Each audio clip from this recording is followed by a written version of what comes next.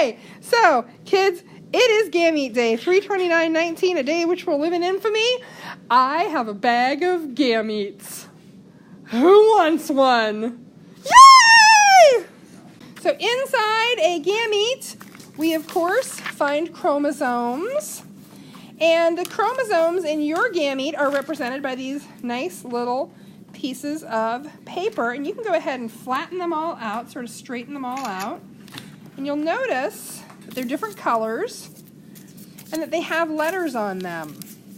Each one of them has a different letter. Oh, is this like a puzzle? Do we have to learn how to spell something? You don't have to spell anything. You're just going to make babies. It's real easy.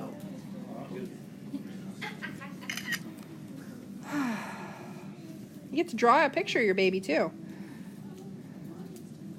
So, those chromosomes with those letters on them, what are chromosomes? Quit swinging your sperm. What are chromosomes?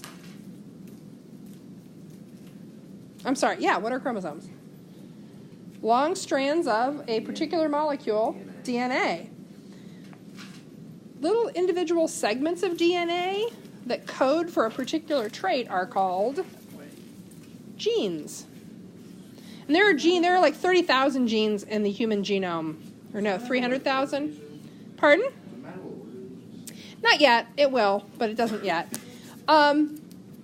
So, those letters on your chromosomes represent genes. Now, there's more than one gene on a chromosome, obviously, but we're simplifying this to make it easy to work with.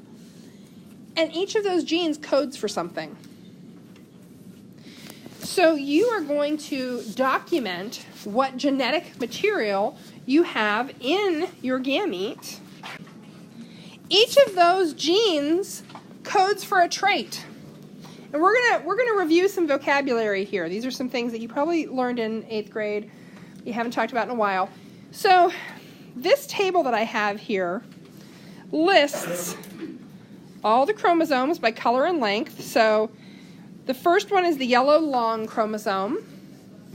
It tells what trait that the gene on that chromosome controls and what the options are.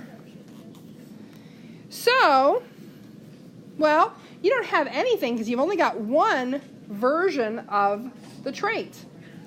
What are those versions called? They're called alleles. Remember that from somewhere in middle school? Okay. So, for every trait, there are 2 alleles. And not all traits are like this. I mean, there are some things like your cells being able to make hemoglobin. There's no like, yes, I can make hemoglobin. No, I can't make hemoglobin. Get the tail of your sperm out from behind your ear, please. Honestly, eat. You're fine. Trust me, it's been way worse. And I'm enjoying this. With you guys, we can have fun because you guys are pretty. Quit spinning your sperm.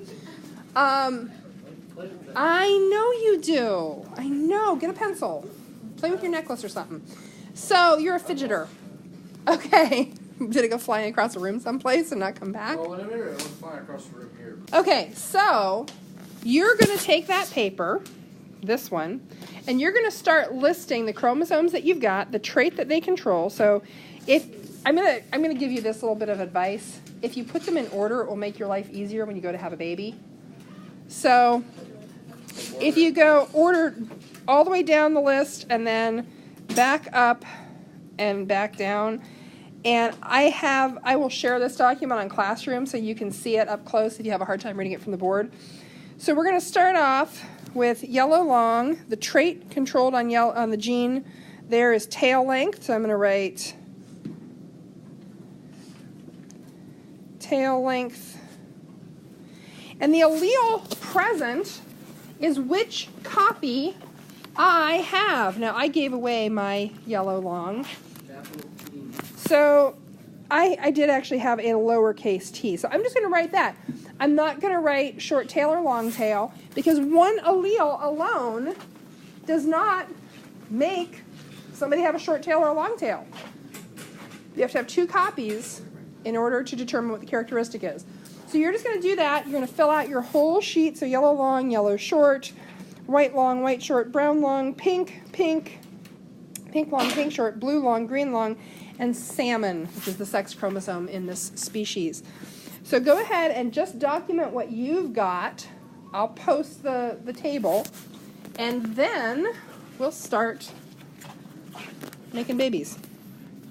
Once you have documented all of your genes, the alleles that were present in your gamete, you have to find somebody who has the opposite gamete to you to make your baby. So, people who have eggs, you need to find someone with sperm. People with sperm, you need to find an egg to fertilize. And you're going to flip that piece of paper over. Question. Somebody said, does it matter which alleles they have? No, because when new organisms are formed, there is no like, oh wait, no, these are all the wrong alleles. We can't make a baby out of this. It's whatever happens. What happens, happens. So you just find somebody with the opposite gamete from you to fertilize or be fertilized by.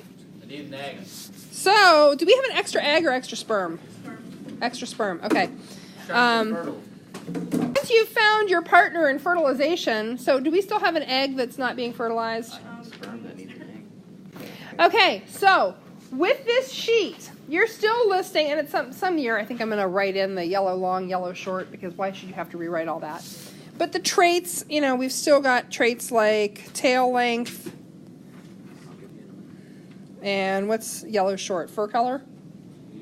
Hair color. Hair color, yeah, hair, fur, whatever, it's all the same. So you're going to look at the egg that you've got, whoever has the egg, and you're going to record the allele that mom has. So I'm going to imagine that mine might be lowercase t. Remember that alleles are letters we use to represent inheritable traits. Uppercase is dominant, lowercase is recessive. You're going to write whatever your genetic information is, so don't do what I'm doing here. The allele from the father, let's say mine's an uppercase T. Now, these are two words that we got to review, and you've heard them before, but we're going to just refresh on them. Genotype. Do you remember what this is? Genotype are the actual kinds of genes that you have. So they're the actual letters that represent the versions of the gene that you have. Now, they're always the same two letters, so it's always going to be a T and a T. And if you've got an uppercase, it always goes first. So the genotype for this baby is big T, little t. Now the phenotype, the way I've been remembering this for 30 years is phenotype is physical appearance. The phenotype is what that genotype produces in the organism. So the big T is dominant, and we have a big T, and it says that big T is long tail, so this baby has a long tail. And you're going to go down and do all of these. So if I had H and H, genotype would be big H, big H. That is dark fur, dark hair. Okay? So you're going to go down and write your maternal contribution and paternal contribution, fill out the genotype and the phenotype. So let's talk a little bit about genotype. For tail length, what are our possible genotypes? Big T, big T, big T, little t, and little t, little t. Big T is long tail and it's dominant, which means if you get even one copy of a big T, you have a long tail. Little t, big T. It's still a long tail because that dominant masks the presence of a recessive. It hides it. So you get the dominant trait. The only way to get a short tail is to have two copies of the recessive. That make sense? Remember this? Is it starting to ring a bell? So, where do you draw your baby? Well, you can draw your baby on paper or you can draw it on Doceri. I will create a submission link on Classroom if you want to draw it on Doceri. And let me tell you, I have seen some really ugly beaver babies. Your beaver baby does not have to be beautiful, but it has to be accurate in that it's got to show every single trait. So I'm going to draw a big-eared, a large-eared, red-eyed, black-nosed, big-toothed, pink-eared. She's going to have, well, let's see, I'll give her pink ears because that's, let's say I got that. So her ears are pink. And she's going to have blonde fur and a long tail. So she's pretty ugly. I think you'd agree. Nice. Now, it's even worse. So this is a little girl beaver, I said. Yeah, she's terrifying, right? She's the stuff of nightmares. So to show that she's a girl, I'm putting a bow on her head. A few people suggested that you could get real anatomical with that. You can, but male and female beavers all have nipples just like all other mammals. And beaver penises are probably going to be pretty hard to draw anatomically correct. I will say, I beg of you, please do not Google search images of beaver penises on the school network. If you want to research that at home, you are more than welcome to. After the whole whale nipple episode a couple of years ago, I've gotten, don't I? Well, okay, I'll tell you in a second. Okay, so you have to show all the characteristics. You can show, like some people will put a baseball hat on the boys and a bow on the girls. Whatever, that's easy. So hair color, eye color, tail length, tooth size are pretty easy. Let's talk about grease. Let's talk about beaver grease. XX? So, Female. XX is female, XY is male. Did you have a boy or a girl? You have a daughter. Aww. You can coach her softball team. Wait, beavers can't play softball. Okay, so you have to not only draw your beaver, but you have to label every single trait. So her ears, what's the allele for ear? E for color. Yeah, E. Is, well, ear size. Oh, yeah, ear size. So, large ears. T, little t, long tail. Little b, blonde fur. So every single characteristic that you're showing on your beaver has to be labeled both genotype and phenotype. Their teeth, their claws. Oh, here are my claws, long claws. Now, when we get to the grease, what do you know about beavers? They live in the water. They're brilliant animals. They have extended family structures. They have like really amazing social networks and communication among beavers. They're pretty awesome. They stockpile food for the winter just like humans do. They're fantastic.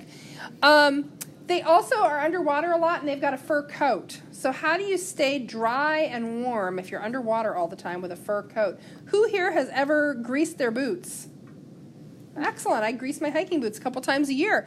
Put grease all over them so the water can't soak into the skin. Beavers grease their whole bodies. Do you know where their grease comes from? Their anal glands. So you see little beavers, and they take their little webby paws and go, and then they go, and they rub it through their fur. So it keeps them nice and warm and waterproof. Beavers do smell a little bit, well, musky, as it were. So if you want to show low grease production on your beaver, you could show little tiny drops of oil here. That would be emblematic. And yes, it is, but you know, that's okay. They're warm and dry. So you could say low oil, little g, little g. If you have a very greasy beaver baby, you could show big oil drops. Some people have shown a little oil squeeze can, if you know what that looks like. Like that, and then they write oil. It's like a zombie. It's a terrifying beaver. It is the stuff of nightmares. When everybody used to do these on paper, I would hang them up in the classroom just to freak everybody out. If you draw it on paper, I will hang it on my wall. If you draw it on paper, I will pin that sucker to the board. So, because I love the parade of hideous beaver babies. Now, let me tell you a little bit about how I said you're getting 25 points for this. 15 of them are coming from your drawing. Wow. Any chimpanzee can copy. It doesn't have to be beautiful. The uglier, the freakier looking your beaver baby, the better. I'm gonna make it look good, but it's gonna be ugly. Okay, that's fine. Yeah, you can draw a cool beaver baby. If you have like hidden artistic skills, you know, do that. So you're getting 5 points for drawing a beaver, 5 points for labeling every single trait genotype, and 5 points for labeling every single trait phenotype. So if you don't label the genotypes and phenotypes, you're losing 10 points. So you do have to do that piece, because otherwise I'm just having you draw stupid beavers. So, and what would be the fun in that? It is fun to draw them. They're awesome. I love beavers. They're so cool. They're brilliant. They are really like fantastic engineers. Okay. I'll let you finish this. On Monday, you are going to have a recall quiz. What words do you think might show up on that recall quiz? Genotype and phenotype. Allele might show up. Might be some questions about what. Don't break your sperm. Put it back in the bag. Okay. Anything else? Okay, that's it.